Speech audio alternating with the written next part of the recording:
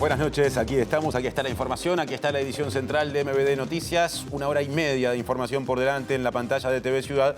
En esta ocasión cerrando una semana. ¿Cómo andas, Natalia? Bien, ¿y tú, Martín? Todo bien. Cerrando una semana con sol. Sí. ¿No? Y no tanto frío, digamos. O sea, con buenas expectativas y proyecciones para el fin de semana. Se lleva bastante mejor que días atrás y esto, en términos de temperatura, irá en ascenso, aunque generalmente cuando a esta altura del año pasa eso, después se paga con lluvia. Pero faltan muchos días para que sea ese escenario. Ya veremos. Ya les contaremos oportunamente. Ahora les contamos cosas que pasaron recientemente, vinculadas a la agenda de asunciones de intendentes e intendentas en todo el país. En este caso, el presidente de la República, Yamandu Orsi, dijo que si bien ha habido avances en la distribución del financiamiento, en este caso del mantenimiento de la caminería rural, es un tema que se debe seguir conversando tanto, en este caso, con las intendencias como con el sistema productivo en un sentido amplio. Luego de participar en la asunción del intendente de Florida, Carlos Enciso, Orsi dijo a propósito que es un desafío de carácter nacional, textuales palabras, encontrarle la vuelta para que la lógica en materia de caminería rural no sea la de que el que rompe paga. Unas horas antes, Orsi, que también participó de las asunciones de los intendentes de Río Negro y La Valleja, Guillermo Lebrato y Daniel Ximénez, respectivamente, dijo que debería pensarse en un banco municipal a través del Sistema Único de Cobro de Ingresos Vehiculares, el SUSIVE, que maneje los recursos que se deben verter desde el gobierno nacional a los gobiernos departamentales. Vamos en un rato a volver a muchas cosas que dijo el presidente y a distintas ceremonias de asunción de autoridades departamentales. Ahora cambiamos de asuntos. Sí, vamos a repasar los titulares.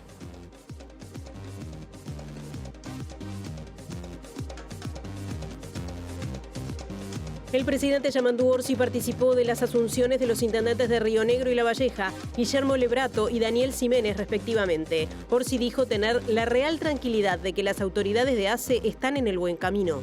Guillermo Besosi asumió este viernes por cuarta vez como intendente de Soriano en una ceremonia realizada en el Palacio Municipal de la Intendencia y ante la presencia de dirigencia del Partido Nacional. Entre esas personas estuvieron los senadores Javier García y Carlos Camí y el ex senador y actual director opositor en la Administración Nacional de Puertos, Jorge Gandini. El subsecretario de Trabajo, Hugo Barreto, anunció este viernes que el gobierno convocará al Consejo Superior el próximo miércoles 23 de julio para comenzar la ronda de negociación colectiva en el sector público.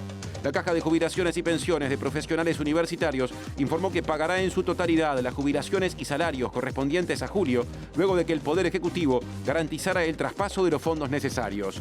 Nacho Vázquez, en su columna de Cultura, anunciará el festival a beneficio 3 por la Vida en la Sala Citarrosa, nos contará sobre el estreno de la serie del expresidente argentino Carlos Menem y presentará el nuevo EP de Astro Boy, banda que reaparece tras 15 años. En Argentina, la ministra de Seguridad, Patricia Bullrich, acusó a la vicepresidenta Victoria Villarruel de ser cómplice del peronismo por permitir una sesión parlamentaria, mientras que ésta le recordó su pasado en la organización Montoneros y le recomendó leer la Constitución.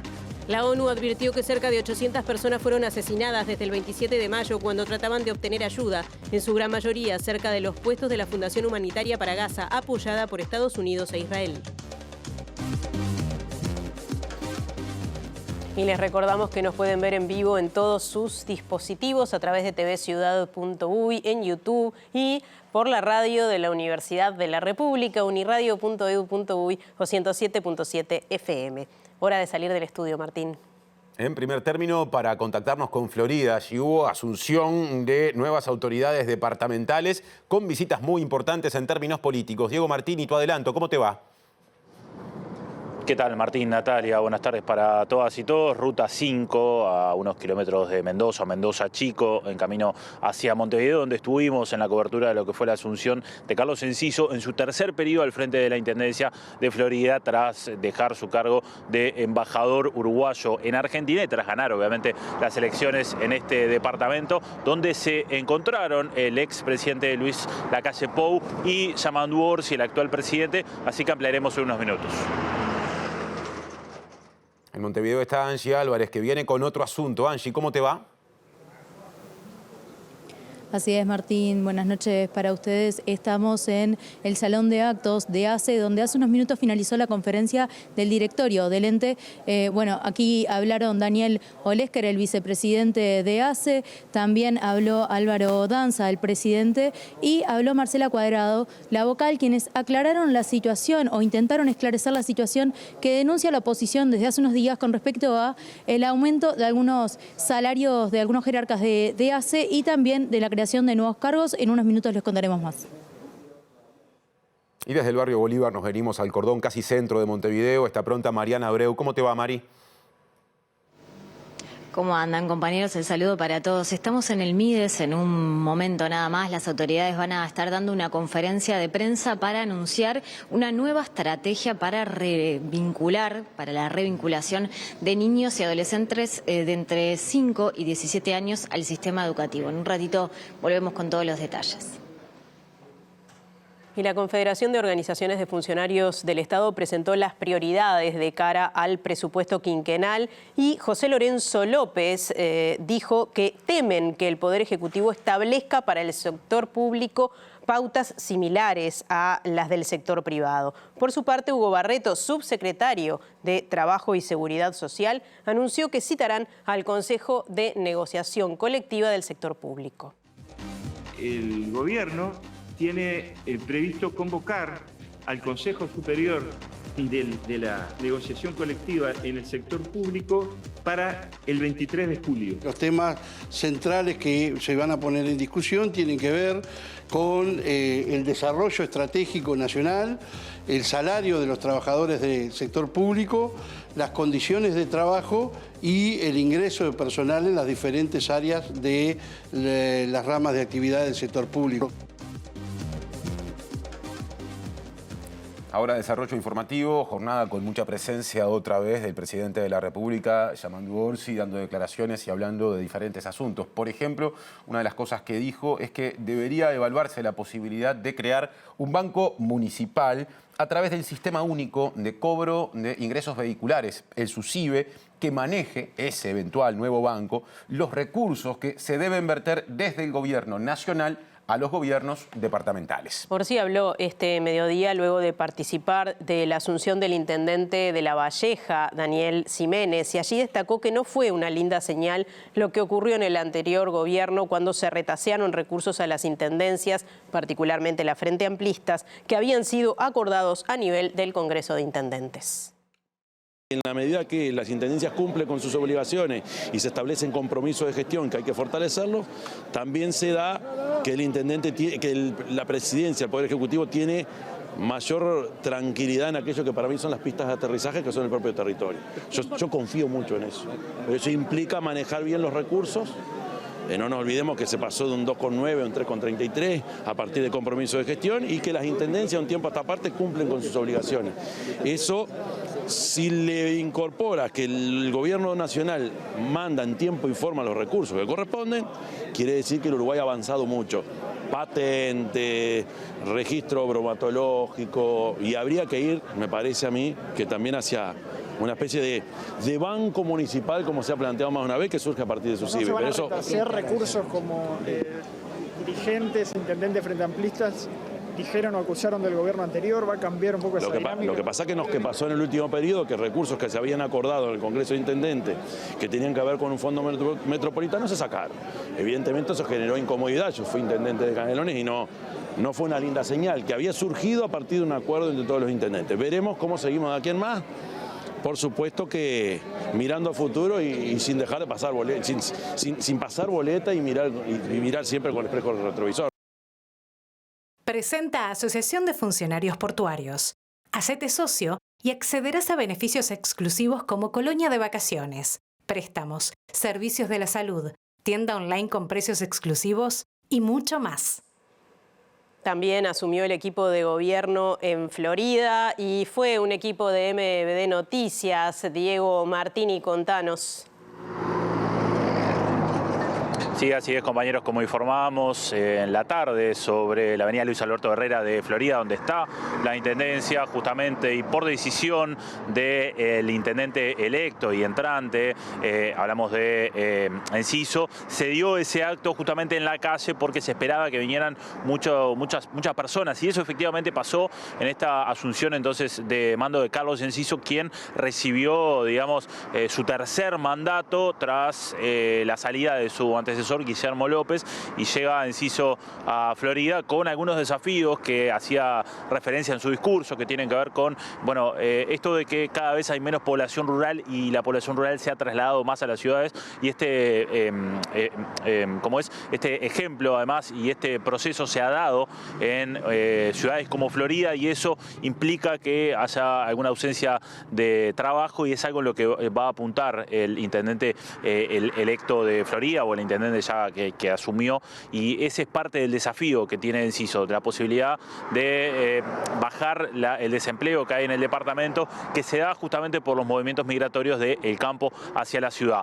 En el evento estuvieron los dos expresidentes, hablamos de Luis Alberto Lacalle Herrera y Luis Alberto Lacalle Pou, que estuvieron dándole su apoyo justamente a Carlos Enciso en esta ceremonia. También estuvieron las dos ex vicepresidentas, hablamos de Beatriz Argemón y Lucía Topolansky, y por supuesto el acto contó con la presencia de Yamandu Orsi, a quien conoce desde hace mucho tiempo Enciso. Fue presentado incluso por un amigo en común, y según señalaba en su discurso, ese amigo en común y también Lacalle Pou le dijeron que Orsi tenía mucho futuro. Además compartieron, mientras Orsi fue intendente también de Canelones, ese vínculo. Así que escuchamos lo que decía entonces Enciso en su asunción. Se nos despuebla el centro.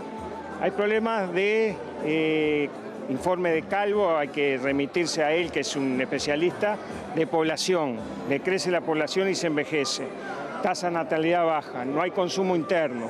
Tenemos problemas en la lechería, que también están cerrando 70 tambos por año.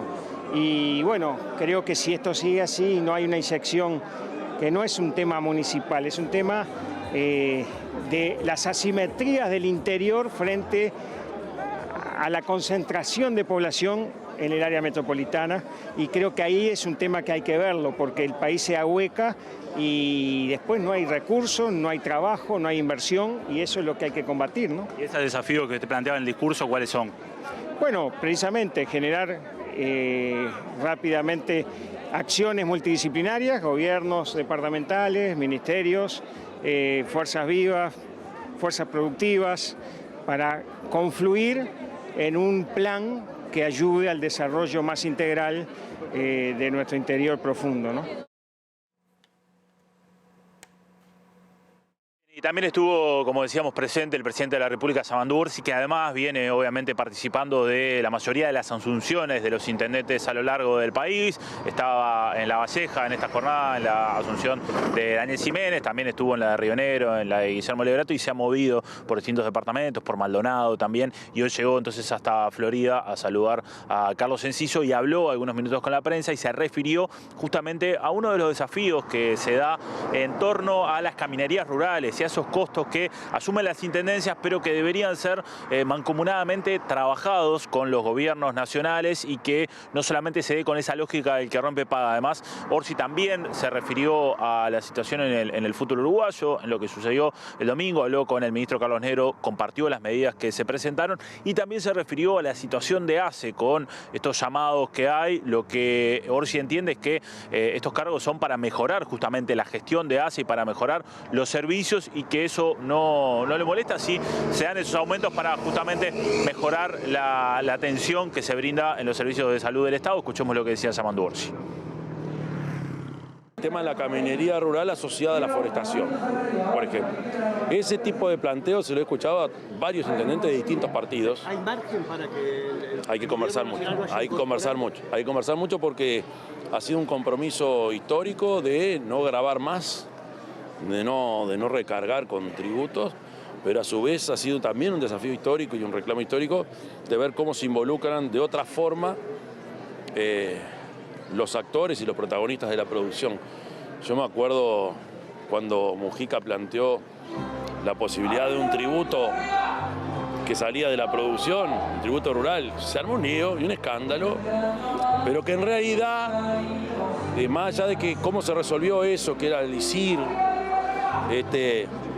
siempre queda pendiente cuál es la mejor forma de que, como dijo hoy Herman Vergara, aquello del que rompe paga, ¿no?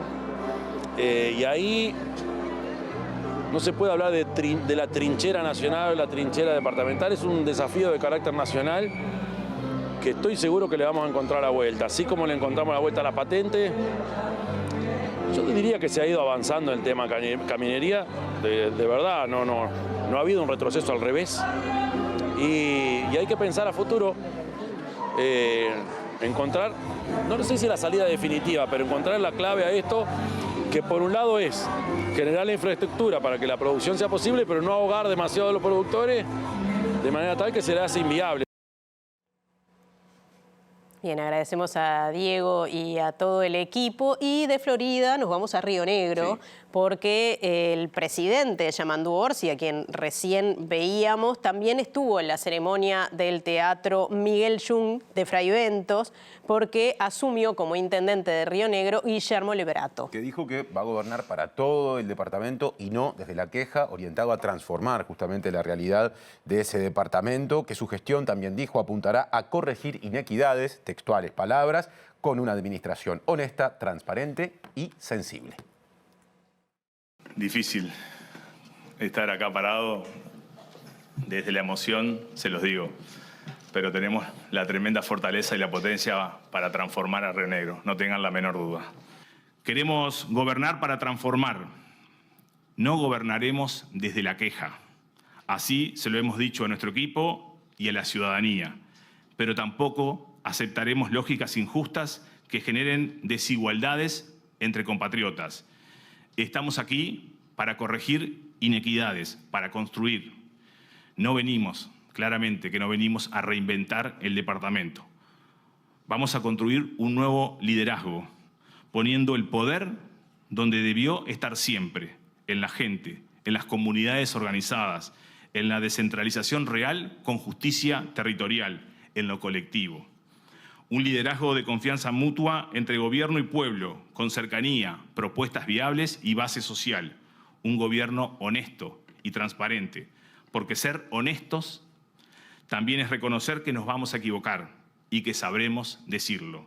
Un gobierno sensible nos espera. Un gobierno que escuche, que dialogue, que proponga, que anuncie solo lo que va a ejecutar. En Antel, lleva tu plan móvil al siguiente nivel y mantén el precio de tu plan actual por 6 meses. Propuestas con la mirada puesta en las infancias y adolescencias en el MIDES, donde está Mariana Abreu, que nos cuenta. Así es, Natalia, está hablando el ministro de Desarrollo Social, Gonzalo Sibila, sobre esta estrategia interinstitucional para revincular a la educación a niños y adolescentes entre 5 y 17 años. Un trabajo entre varios organismos, ANEP, el MIDES, el Ministerio de Educación, BPS, INAU. Bueno, los dejo con las palabras del ministro para profundizar sobre este asunto. Del niño y del adolescente del Uruguay. Aquí está su presidenta, Claudia Romero. También el Banco de Previsión Social, que ha sido muy importante para aportar información relevante a los efectos de esta búsqueda. Instituciones como el Ministerio de Educación y Cultura, con la Dirección Nacional de Educación, que también va a cumplir un papel y está cumpliendo un papel en esta estrategia de revinculación. Y otras instituciones que también están haciendo su aporte, como el INISA, y instituciones que han hecho aportes importantes para el relevamiento de los datos, como el Ministerio del Interior o la ONFI. Es una mesa, como ven, amplia, grande, de distintas instituciones que no están todas representadas en este momento aquí, en las personas que nos acompañan en la mesa, pero para nosotros era muy importante poder hoy transmitirles el corazón de esta estrategia, junto con el presidente de la ANEP, el maestro Pablo Caggiani, que ustedes lo han visto ya desde el inicio de la gestión, también expresando su preocupación y su interés por llevar adelante una estrategia decidida en esta dirección. Y bueno, las demás autoridades que nos acompañan en la mesa, Gabriela Salsamendi, de la Dirección de Educación Inicial y Primaria, la directora del área socioeducativa de nuestro ministerio, Laura Boituret, y otros compañeros y compañeras que están por ahí y han venido trabajando mucho. Le voy a dar la palabra al presidente de la ANEP para complementar esta exposición. Buenas noches a todas y todos. Para nosotros es muy importante esto que se está anunciando hoy, que es que esta semana comenzó el trabajo de revincular con instituciones educativas a niñas, niños y adolescentes que están en edad de cursar la educación obligatoria y no estaban en el sistema educativo, en ninguna de las propuestas que todos los organismos que nos dedicamos a la educación o a las infancias desplegamos a lo largo y a lo ancho del país. Es importante que se asista, que se esté en el sistema educativo, es importante por el derecho a la educación, pero además es importante porque eso es lo que garantiza otro conjunto de derechos, el acceso a la salud, el acceso a la matriz de protección social, digamos, un montón de intervenciones que se pueden realizar desde la política pública cuando los gurises están en la escuela, en el liceo, en la UTU, en el CECAP. Entonces, esta estrategia de revinculación es un avance con respecto a lo que hacía la política pública el año pasado. El año pasado lo que se hacía es cuando se detectaba que no se estaba, se enviaba un mensaje de que había que revincularse y que si no en septiembre se suspendía la asignación familiar.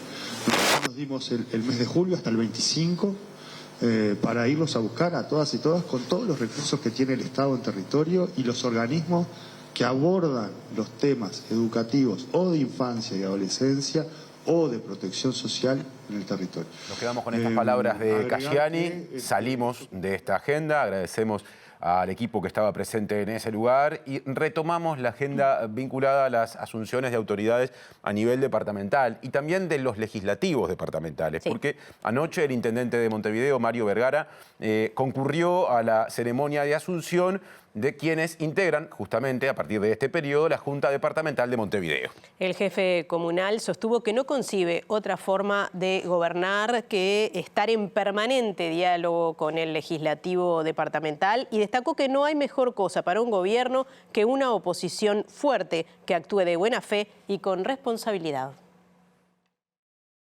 La Junta Departamental en particular, un eslabón absolutamente fundamental, porque de aquí salen las normas, porque de aquí salen los acuerdos, porque de aquí se fortalece la democracia en el departamento, porque es el lugar de todos. Es el lugar donde vamos a estar para escuchar, para debatir, para informar, para intercambiar. No concebimos la gestión política de otra manera. Es el lugar donde vamos, vuelvo a decir, a escuchar, porque queremos que toda esta Junta Departamental, desde el oficialismo y desde la oposición, cumpla su rol de propuesta, cumpla su rol de proponer ideas para mejorar la vida de la gente y cumpla su rol de contralor de toda la gestión de la Intendencia.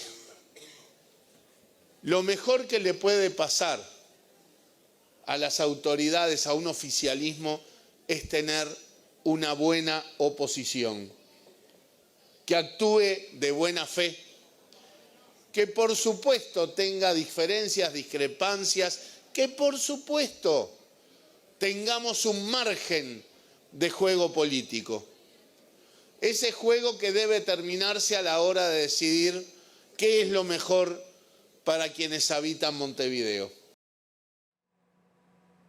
Y el intendente de Soriano, Guillermo Besosi, asumió hoy su cuarto mandato como jefe comunal en medio de la polémica tras haber sido imputado por varios delitos contra la administración departamental en un caso que sigue abierto y en proceso de investigación a la espera de un juicio público. Eso sí destacó que le va a tocar ser intendente de su departamento, al mismo tiempo que se desempeña como presidente de la República, Yamandu Orsi, que no es de su partido, y entiende que puede haber un buen relacionamiento porque lo considera un colega, ya que Orsi en el pasado fue intendente de Canelones, y también aseguró que siente por el presidente un gran respeto. Soriano es el jamón del medio del país. Y es tal cual, está entre Colón, entre Río Negro, somos los productores más grandes de grano, somos los productores de carne terminada de los más grandes, somos un departamento fenomenal. Al lado de Flores, hay gente de Flores acá también. La verdad que somos un departamento bárbaro. Dependerá de nosotros mismos de hacerlo todos los días un poquito mejor. Nadie más que nosotros somos capaces de hacer que sea un poco mejor. Gobernar con un gobierno nacional que no es de mi partido, y algunos manifiestan y manifestaban lo difícil que puede ser, no al revés, es al revés. Yo goberné muy bien cuando me tocó con otro partido arriba, que no fuera de mi pelo. Goberné muy bien y mucho, pero mucho, de muy buena manera, cuando me tocó con mi mismo partido. Reconociendo a cada uno de ellos, de los presidentes de la República. Lógicamente, que yo siempre decía, cuando a uno le toca y tenía el anhelo algún día de gobernar con mi partido arriba, me tocó con Luis Lacalle, sin desmerecer a ninguno, un gran presidente, a igual que el resto, cada uno hizo lo mejor por su país. Y hoy me toca con un colega, con Yamandu Orsi, del cual tengo gran aprecio, gran compañero de Congreso de Intendentes. Nunca me olvido cuando la gente en los momentos difíciles está, y no estoy hablando de lo que pasó ahora, estoy hablando cuando tuve algún problema, algún quebranto de salud, y ahí apareció Marcos Carámbola con aquel secretario general que era él. Las ceremonias de asunción de autoridades departamentales son habitualmente muy convocantes y también se habla de asuntos que escapan a lo departamental. Por ejemplo, el senador del Partido Nacional, Carlos Camí, asistió a la ceremonia de asunción de Carlos Enciso, el intendente de Florida, y así se refirió a la interna del Partido Nacional y fue muy duro en la crítica del senador y presidente del directorio, Álvaro Delgado. Sí, dijo que él considera que debería renunciar a la presidencia del directorio. Tengo entendido que Delgado lo que ha expresado es que está pidiendo licencia muy breve para tomar la decisión o la definición que corresponde. Había un acuerdo de que quien asumía la presidencia del directorio lo iba a hacer con dedicación absoluta. Por esa razón es que el Partido Nacional desde hace pocos años ha comenzado, ha definido que sea un cargo rentado, equiparado a un legislador, precisamente para que tenga la posibilidad de abocarse plenamente, con dedicación exclusiva y absoluta a esa responsabilidad. Así que supongo que lo va a asumir en los próximos días, no dudo eso. ¿Te espera entonces que renuncie y que se dedique de lleno al Partido Nacional? Sí, es lo que corresponde y lo que tiene que hacer. Bueno, veíamos hace un ratito al presidente Yamandu Orsi diciendo que confía en las autoridades de ACE a partir de estos cuestionamientos que se realizaron por nuevas contrataciones. Hubo conferencia de prensa, Angie Álvarez nos hizo un adelanto y ahora el desarrollo del móvil.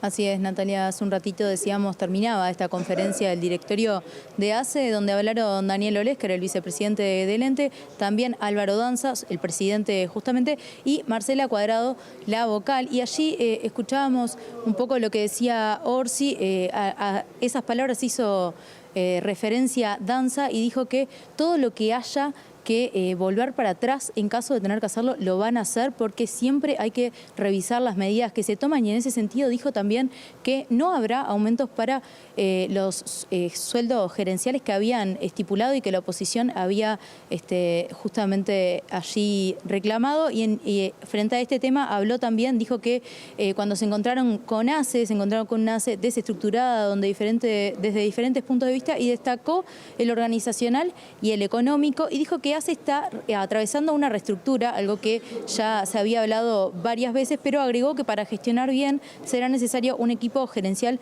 eficiente en referencia justamente a estos aumentos de los que hablábamos. Destacó también que la media salarial gerencial del privado está por encima de los 500.000 pesos uruguayos y esto en comparación a los sueldos que se venían mencionando para algunos jerarcas del ente, que finalmente no será así.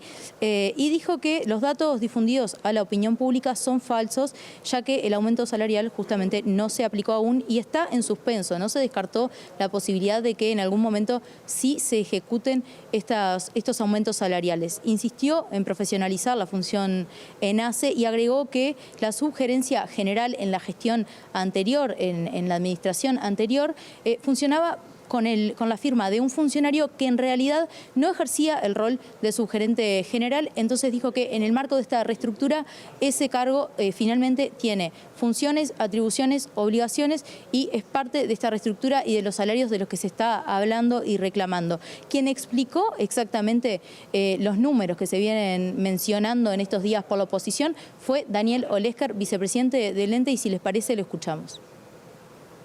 Se dice que nuestra reestructura supone 146 millones de pesos más.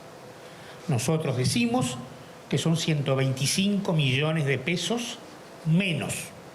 O sea, estamos hablando de una diferencia de casi 300 millones de pesos en la evaluación. 125 millones de pesos menos.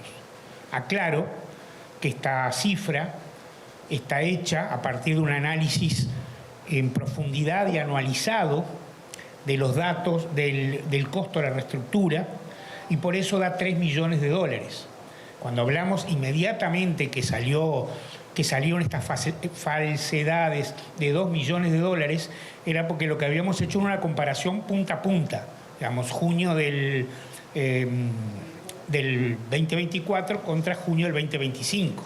Pero cuando se anualiza, que es como correctamente se debe hacer, para mirar globalmente qué efecto va a tener en el 25 respecto al 24, son 125 millones de pesos de ahorro, es decir, 3 millones de dólares. Segundo dato falso. Ellos dicen que se crearon 52 cargos más. Sin embargo, los datos oficiales del personal de recursos humanos ENACE, en la estructura 068, en la estructura central, son 133 menos. Incluso juega a nuestro favor que los 52 son cargos y no personas, y los 133 son personas. Los 52 cargos son menos personas, o sea que la diferencia sería aún mayor. Estamos hablando de que no crecieron los cargos, sino que tenemos en junio del 25 133 personas menos que en marzo del 25 en la estructura central. Posterior a esto, Olesker decía que el problema mayor que tiene ACE el día de hoy son las deudas que quedaron de la administración anterior y habló de 280 millones de dólares, de los que 80 se deberían a deudas sin crédito, así son mencionadas y llamadas. Dicen que en la salud es normal este tipo de deudas porque hay algunas situaciones que ameritan gastos que no estaban previstos, pero Olesker dijo que en 2019 este gasto había sido de 9 millones de dólares y que al finalizar la gestión anterior, en 2024, se trataba de 80 millones de dólares. Y después los 200 millones de dólares extra que también son de deuda y que completarían estos 280 millones, deben a deudas con proveedores. Esta es, hoy por hoy la dificultad mayor que tiene ACE, según lo que explicó el vicepresidente del ente. Si les parece, si tenemos más información, los volveremos a convocar.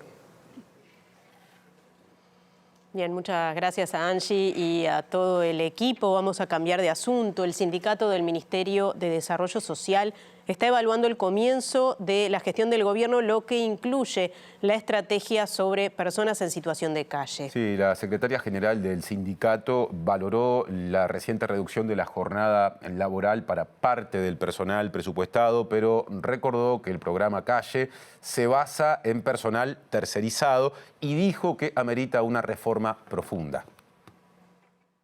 Sabemos que hay muchas dificultades en lo que son las políticas de calle.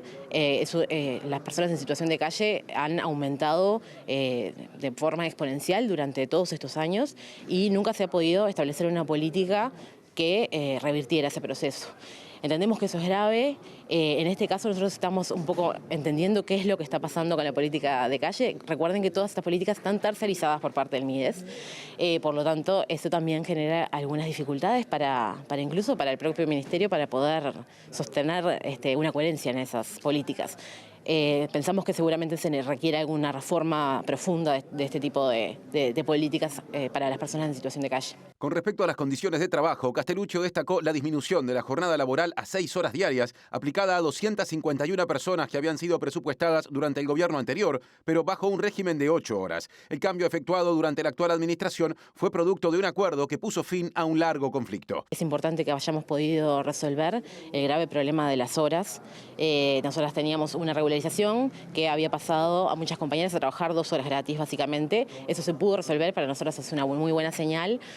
Un adelanto de disco, una serie y un show musical a beneficio son los contenidos de la columna artística, cultural, si ustedes quieren, con la que abrimos este segundo bloque, que ya lo tiene pronto a Nacho Vázquez. ¿Cómo andas, Nacho? ¿Cómo andas, Martín? ¿Todo bien? Todo bien. Me alegro.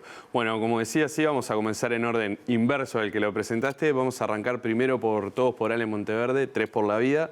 Es un show de beneficencia que se va a estar haciendo el próximo miércoles 16 de julio en la Sala Citarrosa y van a estar tocando Buitres, Rosana Tadei y Milongas Extremas. Alejandro Monteverde es un padre de familia que está padeciendo un cáncer de páncreas y necesita hacerse un tratamiento bastante costoso en el exterior, y estas 3 bandas formaron este pequeño festival para colaborar, así que más que una recomendación, una invitación para ayudar y poder disfrutar también. Bueno, queda hecha la invitación. Repitamos fecha, lugar y las bandas, porque me parece que hace a la cuestión y puede reforzar la convocatoria. Exactamente, es en la Sala Citarrosa, miércoles 16 de julio, entradas a la venta por Red Tickets también, y van a estar tocando Buitres, Rosana Tadei y Milongas Extremas. Bueno, una muy linda propuesta, además de valor que tiene por el componente solidario. Los fines de semana me imagino que son momentos en los que sube el consumo de series, y hay una que, sobre todo en el Río de la Plata, particularmente en Argentina, está dando mucho que hablar. Exactamente, vamos a ir con la serie mainstream del momento, si se quiere, por lo menos como vos decís, en el Río de la Plata. Una de las últimas producciones de Amazon, que es Menem, el show del presidente, esta miniserie biográfica de 6 capítulos que justamente sigue la historia de Carlos Saúl Menem, el expresidente argentino. Si bien Menem fue presidente del 89 al 99, fue la presidencia más larga de Argentina, nosotros acá lo vamos a seguir de un poquito antes de las internas que le gana a Cafiero dentro del Partido Justicialista, hasta la muerte de su hijo Carlos Menem Jr. en el accidente aeronáutico que todos conocemos y que también se discute, accidente, conspiración, atentados. Eso fue promediando sus 10 años consecutivos de mandato. Sí, es un poco menos que el final de su mandato, pero está ahí. En la serie estamos viendo en pantalla, tenemos caracterizado a Esbaraglia como Carlos Saúl Menem y a Lo que vimos recién, muy parecido al de los primeros años, todavía muy llegado hace poco de La Rioja. De La Rioja, exactamente. Sí, es algo con lo que juegan bastante en la serie, las patillas de Menem. Hay toda una iconografía, si se quiere, alrededor de su figura que, más allá de las opiniones políticas, es bastante emblemática y muy fácil de reconocer. Es una producción de Amazon y la recomiendo, sí la recomiendo, pero me gustaría hablar en esta ocasión, Tincho, de pros y contras, por así decirlo, o algunos pequeños peros. Vamos a empezar con los peros para no dejar mal sabor de boca.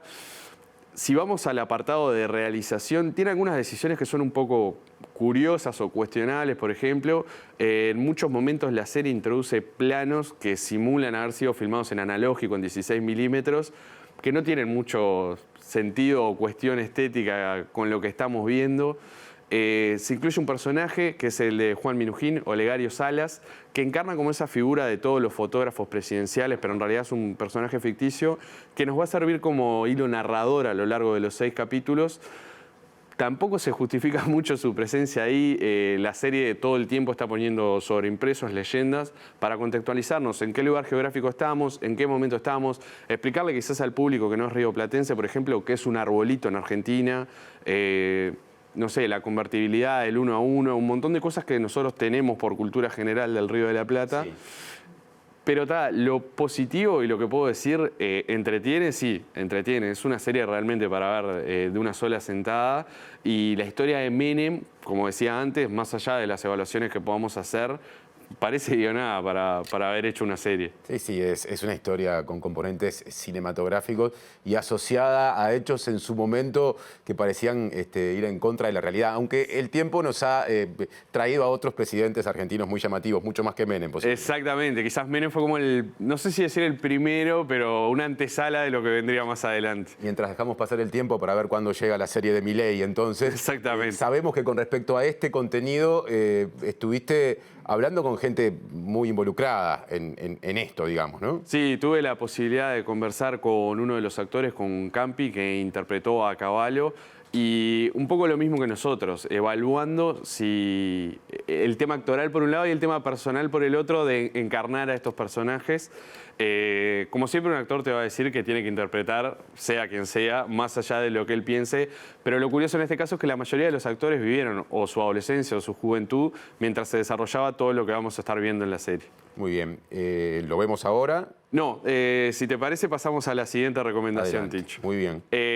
Hay un concepto que sobrevuela bastante la serie, además del hecho de estar ambientada en los 90, que es la estratosfera. Y para cerrar, me gustaría irnos con Astro Boy, que está después de 15 años, una banda que surgió quizás en un momento en que el indie no era tan popular y predominaban otros géneros, en nuestra capital por lo menos. Y ahora vuelve para presentar un EP, Ver para Creer. Ya presentó 2 adelantos, Vendo por Viaje, que de ahí son las imágenes que vemos, y otro que se llama Dylan, Paco, Rosalía. Ahora vamos a escuchar el tercero, Premonición, y ya anunciaron que el 21 de agosto en la Sala del Museo van a estar presentando este disco. Bueno, nos quedamos entonces en esta despedida con música, con un guiño menemista, porque eso de la estratosfera nos conecta con uno de esos momentos surrealistas de Menem cuando era presidente. Exactamente. Gracias, Nacho. Gracias a vos, Tincho, y buen viaje. Nos quedamos viendo. Gracias.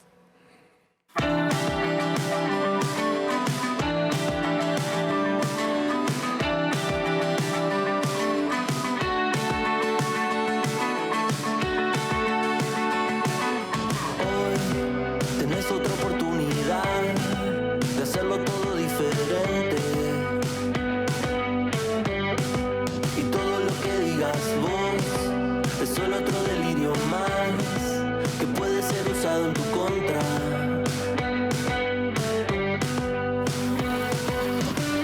Te quiero rebobinar como si fueras un cassette. No te quiero devolver. Esta ya la vi, quiero otra mejor. Una con Belmondo o el Endelón. Yo sé lo que va a pasar. Lo sueño una y otra vez. Es otra premonición. Todo está pasando y vos al revés. Esto ya lo vimos, no lo entendés. Bueno, volvemos a otros asuntos. El gobierno definió la creación de un equipo de trabajo que elaborará una propuesta de transformación total para la Biblioteca Nacional. Y este grupo estará encabezado por el director teatral y dramaturgo Gabriel Calderón, quien se había involucrado en la discusión que se generó cuando en su momento se anunció el cierre para público en general, no personas investigadoras, de la Biblioteca Nacional. Exdirector aparte es Calderón de la Comedia Nacional, y también estará integrado por personas profesionales vinculadas a distintas disciplinas, entre otras arquitectura y urbanismo. El pasado 26 de mayo, en el marco del Día del Libro, la directora de la Biblioteca Nacional, Rocío Chapapietra, anunció el cierre temporal al público de la institución debido a una crisis estructural que afecta a la biblioteca. La decisión generó repercusiones no solo en el ambiente cultural y académico, sino sobre todo en el político, con cuestionamientos de varios dirigentes de la oposición. Días atrás en el Parlamento, el ministro de Educación y Cultura, José Carlos Maía, informó que la reapertura general del edificio está prevista para el último trimestre de este año. Actualmente está abierta para los investigadores y que es necesario modernizar la Biblioteca Nacional con el objetivo de convertirla en un centro cultural y educativo acorde a los desafíos del presente. En el gobierno ya existía la idea de la necesidad de un cambio fuerte en la biblioteca, pero lo que se generó con el anuncio de su cierre al público aceleró los tiempos para el pienso de lo que se quiere para este lugar tan emblemático y derivó en la creación del grupo encabezado por Calderón. Existe el convencimiento de que la biblioteca tiene que cambiar, por un lado manteniendo y reforzando su función principal de acervo, que tiene serias carencias que se arrastran y empeoran desde hace décadas, para lo que es necesario incorporar personas con capacidades técnicas y calificadas. Pero también que la biblioteca debe actualizarse, analizar ejemplos de otras instituciones que son referencia en el mundo, como la Biblioteca Pública Piloto de Medellín y la Biblioteca Deichmann de Oslo, en Noruega, y transformarse en un lugar de activación social y cultural, diferente a su situación actual, en la que es un edificio en general vacío de gente. Para las definiciones del proyecto de la biblioteca se tiene en cuenta, además de su significación histórica, el lugar donde está ubicada, rodeada de centros de estudio como varias facultades y el Liceo IABA. Se considera que sus estudiantes y docentes deberían tenerla como referencia cotidiana. cambiar la lógica, que sea una biblioteca del siglo XXI, cuando el paradigma actual de nuestra Biblioteca Nacional es del siglo XIX, dijo una autoridad de gobierno a MBD Noticias. En esa línea sobre los cambios deseados está que en su interior la biblioteca pueda tener luz natural, que modifique su imagen de lugar cerrado y que se le dé una nueva impronta al callejón ubicado a uno de sus costados para que sea parte de la geografía de la biblioteca, lo que podría implicar cambios edilicios, agregaron las fuentes consultadas.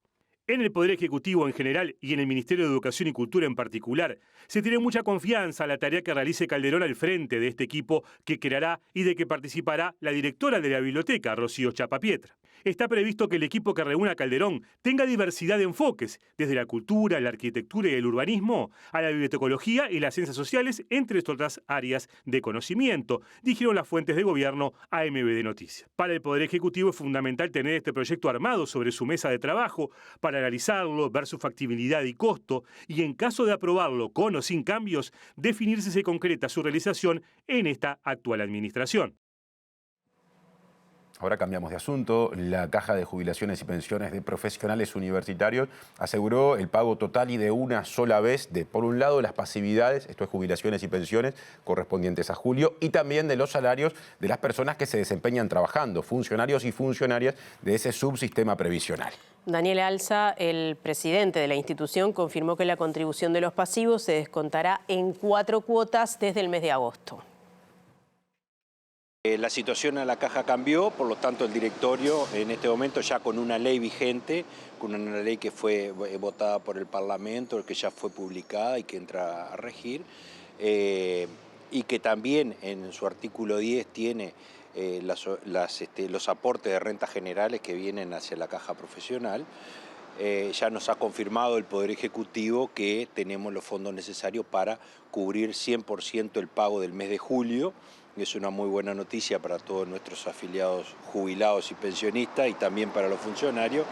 Vamos a estar pagando la totalidad de nuestras obligaciones en la fecha que teníamos prevista, es decir, para el 31 de julio del presente mes. Alza adelantó que la tasa de contribución de los pasivos empieza a regir de manera retroactiva al 1 de julio y será descontada en 4 cuotas. Pero lo importante para los pasivos es que se retoma el plan de pago que la Caja tenía fijado de aquí a fin de año, pagando a las mismas fechas y pagando el 100% de lo correspondiente.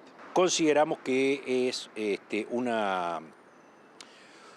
una situación no ideal, una ley no ideal, pero sí que todos los que estamos involucrados hemos podido opinar, dar nuestra opinión para que resolvieran los parlamentarios, que eran los que tenían que resolver y de la mejor manera posible.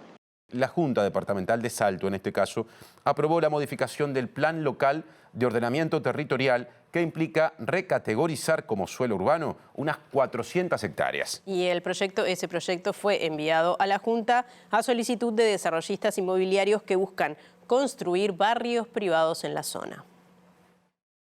El proyecto que modifica el Plan Local de Ordenamiento Territorial salteño fue aprobado con votos de todos los partidos en la Junta Departamental. Para las autoridades de la Intendencia salteña, que enviaron el texto a la Junta, se trata de una forma de fomentar la inversión y el empleo. Pero desde el Grupo de Estudios Territoriales de la Universidad de la República se afirma que el texto fue hecho a medida de intereses empresariales. La iniciativa, que implica la recategorización como suelo urbano de unas 400 hectáreas, suscitó cuestionamientos por parte de la Sociedad de Arquitectos y FUCBAM, entre otras organizaciones. El proyecto de modificación tiene el visto bueno de las carteras de Vivienda y Ambiente e implica cerca del 13% de la superficie de Salto.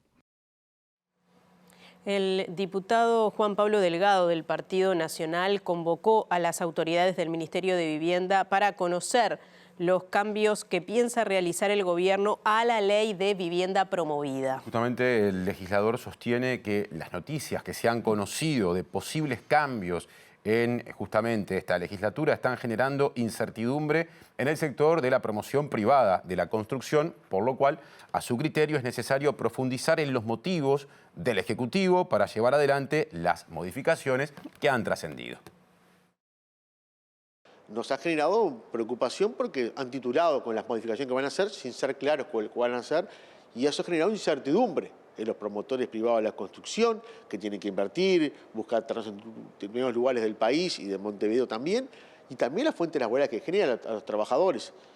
Nos parece bien que quieran evaluar cuáles son los cambios, pero tienen que ir avanzando y comunicando en forma correcta, y por eso pedimos que vengan lo antes posible a la Comisión de Vivienda de Diputados a explicarnos por dónde vienen los cambios para evaluar los mismos, después llegó el momento, y darle estrategias jurídicas a los inversores y a los promotores de la construcción que, bueno, que tienen un camino determinado de línea de acción y continuismo también, ¿no? Por supuesto que podrán hacer las variantes que entiendan pertinentes, pero lo importante es la estrategia jurídica. Cuando uno invierte a mediano y largo plazo, tiene que tener esa estrategia jurídica. Recordemos que la ley de vivienda promovida es una inversión entre privados y el Estado. ¿Comparte la necesidad de apuntar al interior a la hora de distribuir los recursos de vivienda promovida?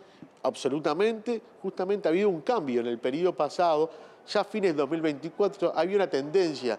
El 67.5% de las viviendas promovidas estaban centralizadas en la capital, en Montevideo.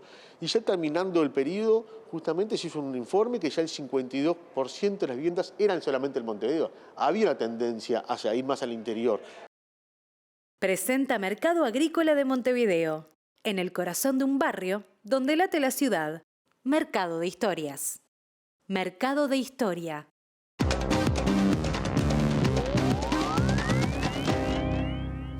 ¿Qué tal? Buenas noches. Abrimos el capítulo internacional y nos referimos nuevamente a la situación entre Brasil y Estados Unidos, que ha seguido replicando en la jornada de hoy luego del anuncio del presidente Donald Trump de su intención de aplicar un arancel del 50% a las importaciones brasileñas. Hoy, el presidente Lula da Silva volvió a referirse a esta situación en el marco de una actividad política en el estado de Espíritu Santo y dijo que son mentiras que el déficit comercial favorezca a Brasil en relación con Estados Unidos y que es a la inversa, pero también apuntó a una de las causas de fondo que, entiende Lula, están detrás de esta amenaza del presidente Donald Trump y que tiene que ver justamente con la situación procesal del expresidente Jair Bolsonaro por su intento de golpe de Estado.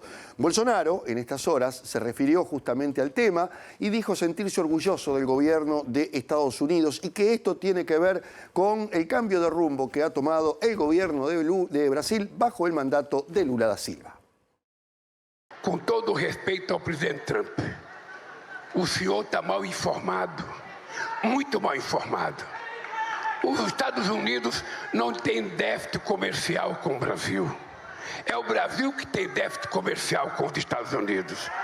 Só para vocês terem ideia, em 15 anos, entre comércio e serviço, nós temos um déficit de 410 bilhões de dólares com os Estados Unidos. Eu que deveria taxar ele. Agora, qual é a razão que ele aponta a taxação? Primeiro, com base numa mentira, que os Estados Unidos não é deficitário com o Brasil. Segundo, ¿cuál es la lógica de él? Durante un acto público en el norte del estado de Espíritu Santo, Lula da Silva volvió a referirse a las medidas que el presidente de Estados Unidos, Donald Trump, amenazó con aplicar a Brasil y que consistiría en principio en un aumento del 50% en los aranceles aplicados a los productos brasileños. Por otro lado, Lula se refirió a otra de las razones por las cuales Trump tomó esas medidas, que es la investigación judicial que enfrenta a su amigo y aliado, el expresidente de extrema derecha Jair Bolsonaro, a quien tildó de cobarde al señalar que habría enviado a su hijo, el diputado Eduardo Bolsonaro, a Estados Unidos para convencer a Trump de imponer medidas contra Brasil. Este viernes, Bolsonaro defendió la acción contra su propio país por parte de Trump, expresando su respeto y admiración por el gobierno de Estados Unidos y justificó la arremetida al asegurar que es consecuencia directa del desvío de Brasil de sus compromisos históricos con la libertad, el Estado de Derecho y los valores que siempre han sustentado nuestra relación con el mundo libre, dijo el exmandatario. Y ahora hablamos de la República Argentina, donde pasa de todo. Antes de meternos en la interna oficialista que se generó a partir de la votación ayer de un aumento a jubilados y pensionistas en el Senado argentino, hay que decir que un juez ordenó el procesamiento del expresidente Alberto Fernández por su vinculación al caso de los contratos del gobierno argentino con las empresas de seguros, conocido como el caso Seguros. Veremos qué evolución tiene este proceso judicial, que es uno de los que enfrenta argumenta el exmandatario. Por otra parte, Cristina Fernández se le informó en el día de hoy que va a tener que permanecer con la tobillera, que las visitas van a seguir siendo restringidas, pero que va a seguir en su domicilio de su apartamento en el barrio de Constitución. También se supo que Cristina Fernández y quienes están condenados por la causa vialidad deberán devolver una suma que supera los 500 millones de dólares. Pero ahora hablemos de lo que ocurrió ayer en el Senado argentino, cuando en votación que se hizo en la sesión de la pasada jornada se aprobó este aumento al que se oponía férreamente el gobierno de Javier Milei. El proyecto había tenido ya una sanción en la Cámara de Diputados y era obvio que en el Senado, donde está en minoría, iba a tener la aprobación. Esto llevó a que Patricia Bullrich instara a la presidenta del Senado y vicepresidenta de la República, Victoria Villarruel, a que suspendiera la sesión, que no la llevara a cabo, y la acusó de ser cómplice del peronismo. Esto llevó a una respuesta rápida de la vicepresidenta argentina, quien le recordó su pasado montonero y le recomendó leer la Constitución. La Cámara de Senadores aprobó ayer con 52 votos a favor y 4 abstenciones un proyecto que ya había sido aprobado en diputados para aumentar las jubilaciones y pensiones que el presidente Javier Milei había criticado duramente por temores de que amenazara el superávit fiscal del Estado. La decisión desató una profunda crisis en el oficialismo luego de que la ministra de Seguridad, Patricia Bullrich, utilizara sus redes sociales para acusar a la presidenta del Senado, Victoria Villarruel, de ser cómplice del kirchnerismo destructor por habilitar la sesión donde se iban a tratar los proyectos resistidos por el gobierno. Levántese, no denigre la institución que preside, no sea cómplice del kirchnerismo destructor, al menos siga del lado del pueblo que la votó para cambiar este país, no convalide a la corporación política más abyecta de la historia, le había ordenado Bullrich a Villarruel desde la red social X.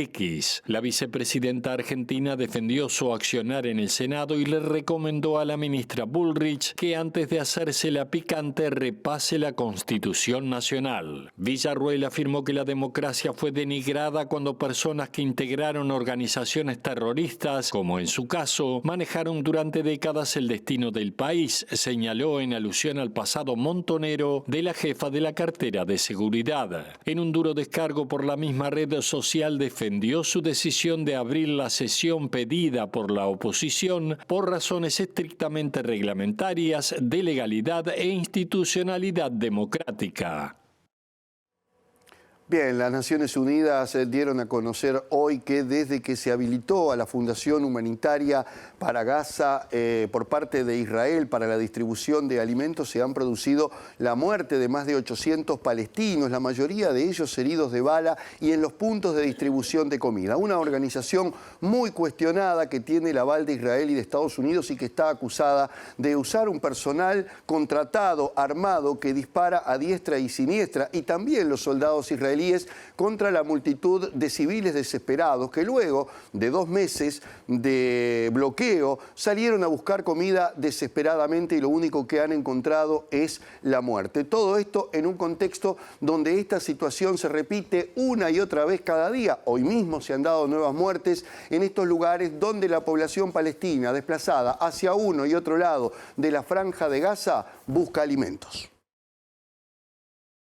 Entre el 27 de mayo, fecha de inicio de las operaciones de la Fundación Humanitaria para Gaza, y el 7 de julio, hemos registrado 798 muertes, de las cuales 615 ocurrieron cerca de las instalaciones de la ONG, declaró a la prensa en Ginebra la portavoz del Alto Comisionado de la ONU para los Derechos Humanos, Ravina Shamdasani. La organización empezó a distribuir cajas con productos alimentarios el 26 de mayo, tras un bloqueo de más de 2 meses impuesto por Israel, que impidió la entrada de cualquier ayuda humanitaria al territorio, generando la desesperación en la población civil que sufre constantes bombardeos y desplazamientos. Estamos hablando de que han matado a casi 800 personas, la mayoría con impactos de bala, destacó la funcionaria en medio de escenas caóticas y donde el ejército israelí también abrió fuego en varias ocasiones para intentar contener el flujo de palestinos desesperados por conseguir ayuda. La fundación, que ha contratado personal armado para mantener la seguridad de sus centros, niega que se hayan producido incidentes cerca de sus 4 sitios de distribución, pero la ONU y las principales organizaciones de ayuda se negaron a trabajar desde el principio con ella, afirmando que servía a los objetivos militares israelíes y violaba los principios humanitarios básicos.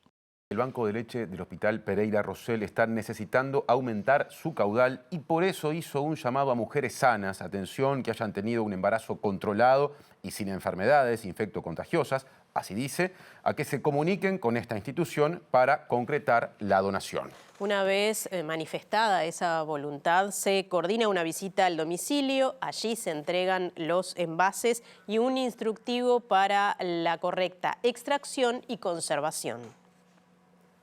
Estamos haciendo una campaña convocando a nuevas donantes, mujeres sanas, que estén en periodo de lactancia, que quieran compartir su lactancia con otras mamás y otros bebés, a que se comuniquen con nosotros al banco de leche y bueno, contarles cómo es el procedimiento para donar.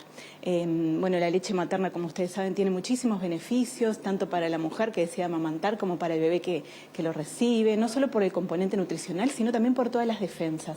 Y nos pasa que muchas veces tenemos bebés internados en unidades neonatales, prematuros, bebés que están en situación grave o de vulnerabilidad y que no cuentan con leche de sus propias mamás. Estos bebés, y según recomendaciones internacionales de la OMS, se benefician de leche materna de madres donantes seleccionadas que lo hacen a través de banco de leche. Cerca de 2.500 niños de unidades neonatales, tanto públicas como privadas, de Montevideo y del interior del país, reciben leche humana pasteurizada del banco de Pereira Rosell. Recordar que también tenemos 2 bancos más, uno en Tacuarembó y otro en Salto, que también cubren las necesidades más locales de la población de bebés internados en esa región. Donar es relativamente fácil, la mujer que quiera hacerlo se puede comunicar con nosotros a través de los teléfonos. Tenemos un teléfono de línea 2706-6050 y si no un celular 092-191-408. Nosotros le hacemos una entrevista, vemos que cumpla con los requisitos para donar, que no es nada complejo, es una mujer que sea sana, que haya tenido un embarazo bien controlado, que no tenga enfermedades infectocontagiosas que se pueda transmitir a través de la leche, que no consuma medicación que contraindique la lactancia. Y si es así, nosotros coordinamos con ellos la llegada a su domicilio, les llevamos todos los que son los envases que necesitan para donar, para extraerse la leche, un instructivo de cómo conservarlo y luego coordinamos con ellos la visita nuevamente al domicilio para levantar esta leche.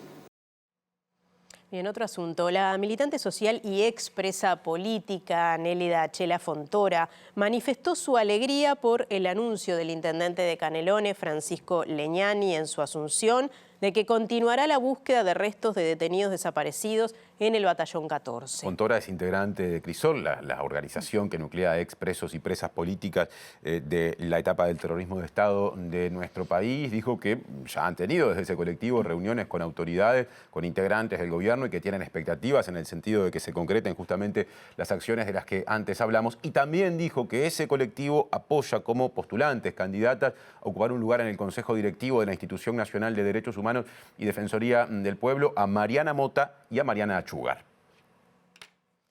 Tengo gran expectativa. Pienso que es un gobierno diferente.